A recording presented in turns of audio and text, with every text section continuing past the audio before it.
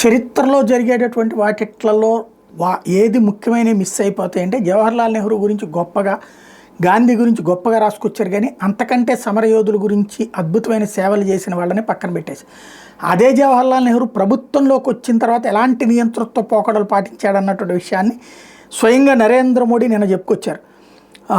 మజ్రూ సుల్తాన్పురి నెహ్రూ హయాంలో జైల్లో ఉన్నాడా లేదా, ఆయన జైల్లో పెట్టింది నెహ్రూ కాదా, ఎందుకయ్యా అంటే నెహ్రూ పాలనకు వ్యతిరేకంగా ఒక పద్యం రాసినందుకు ఆయన జైల్లో పెట్టాడు, అట్లాంటి వ్యక్తి దగ్గర నుంచి మేము నీతులు నేర్చుకోవాలా అని ప్రస్తావించుకొచ్చారు.